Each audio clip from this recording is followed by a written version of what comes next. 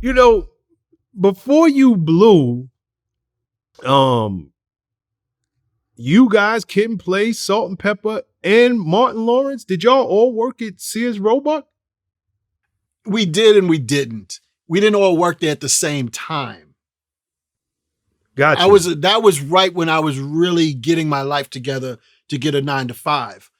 All of us were going through things where our parents says, you got to get a job or you're going to get out of here. I was the first one to find that job. And being homeboy and friends to my cats, knowing they're going through the same thing, Kid, Hurby, so forth and so on. Kid came on next, then Hurby, then Salt-N-Pepa, and Martin Lawrence was last. The girls weren't there when I was there, but we were all so close, Hurby, Kid, and I, that when it was time for them to get off work, and I knew what time that was and when payday was because I had went through it, they would call me and say, yo, we're getting ready to get off. We're going to go hit this club, go do this, go do that. And one particular night, they were telling me how they wanted me to meet these girls, or this one girl, and it was Cheryl, Salt at the time. And that's how I met her, hanging out after they got off work. Martin came, he was last. Martin used to work in the gas station across the street from the Sears Roebuck Center we worked at. And then eventually he came and worked there. But I didn't meet Martin and get to know Martin until he was booked or, casted in House Party. And then y'all just put 2 and 2 together that you actually worked in the same area? Mm-hmm. Mm-hmm. Wow. Yeah. Wow. Okay, let's talk about you guys starting to blow up. Or even before blowing up. You got a record, She's a Skeezer, and Rock Me. How big were those records for you? They did well in the tri-state area, and then some. New York, Jersey, and Philly. We, a lot of people want to give credit to New York, and to a certain degree, justifiably so, for the birth or the growth of hip hop. But really, it was Philly. It took a while for New York to even have us on regular rotation on their radio. Philly was the first one to do that. A woman by the name of Lady B. She was the first one to get rap on rotation on an FM station. Some people want to give that to Mr. Magic, God bless his soul, but him and Fly Ty will actually tell you it was really Lady B. They had it on one of those college stations, public radio stations, things like that. But so Philly showed major love, New York major love, Jersey major love, and believe it or not, Ohio. We were signed to Sutra Records, the same label that the Fat Boys was on. Our thought and our strategy at the time was what they called cover records, because a lot of people was doing them, taking a record and maybe putting a parody and stuff to it.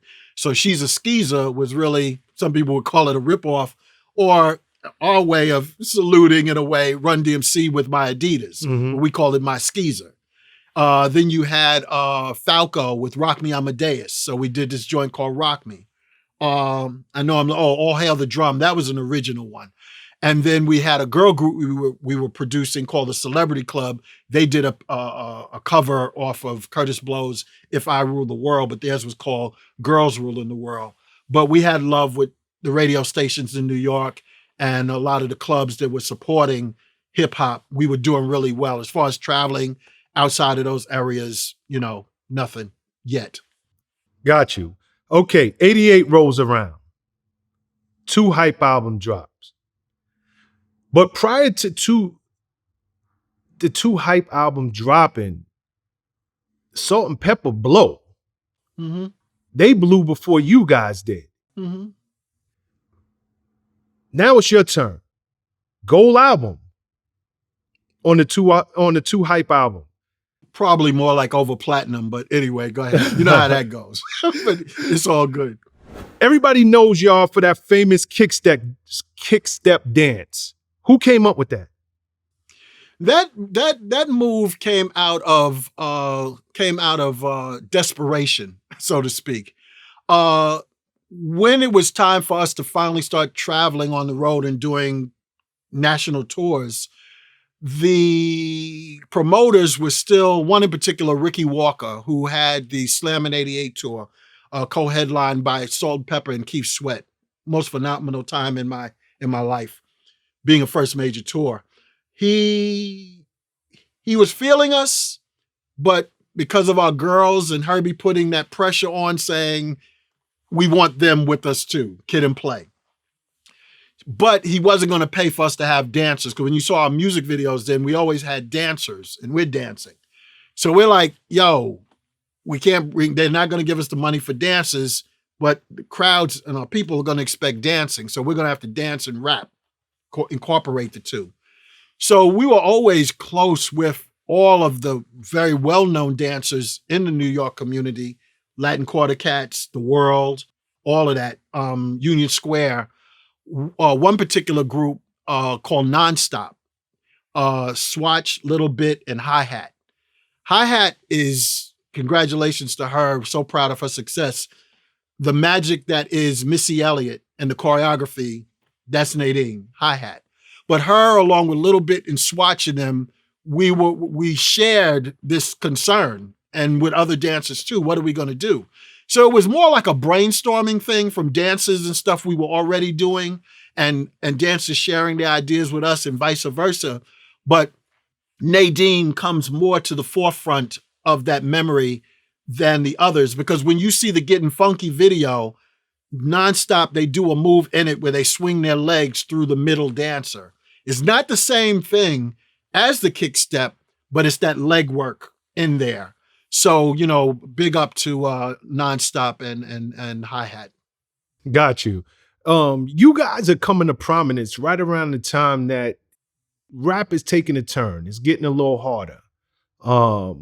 You know, you got guys like G-Rap and so many of the other street artists that started to emerge at that time. But y'all was squeaky clean. Was that a conscious choice on your part? I don't agree with the squeaky clean part, only because I know me. And the best I could say about that is, like, when you see something that ain't broke, why fix it? So here's this moment in time that we're doing something, maybe it's a particular record, a particular video, where we choose to act stupid and silly. Because for me, I want to get the weight of, at this time, I want to get the weight of the street off my back. I ain't interested in having a third eye and looking behind me or whatever. So whatever's going to help relieve me, and it's a way to make money without me having to put other people's lives on the line and my own, I'm all for it. So we goofy, you know what I'm saying? I've been around cats that are hard as I don't know what that I can share with cats. And behind the scenes when we hung out, we silly as all get out, because that ain't really in our nature. We want to have fun. We want success the way it should, we were told it should be. So for me, the way I choose to look at it is, you caught me in a moment where, all right, I'm clean and squeaky, but you gonna pay me for it now? And she likes me too? And she likes me? Well, heck, I want to pick up a gun and go shoot up the joint. It's like, you want me to act silly and I can get paid for it? You know? I mean, and y'all were also, and you could correct me. But that's for me. That's speaking on me. You know what I'm saying? I can't really speak for Kid. Kid is who Kid is, my dude and all. But for me, it was my answer to leave that behind. You know what I'm saying? And then, you know, once, and I think the same thing happened with gangster music and stuff. Once cats saw it was working and you're getting something beneficial out of this, let's just keep this up. Like when a person has a hit record, 9 times out of 10, when you hear their follow-up record, it's going to sound very similar to the hit record that they had. So the same thing in this vein in which we speak right now is that, so when people say squeaky clean, I kind of feel a certain kind of way about that, because I know me behind the curtain. I know me in real life. And it's like, I ain't good. I ain't, like, I could curse with at the time, I could curse with the best of them. I could do this with the best of them. You know what I'm saying? Like when I did Class Act, I didn't have to really act to do that role. You know what I'm saying? I borrowed from my history. I borrowed from cats I looked up to out in the streets, so forth and so on, you know?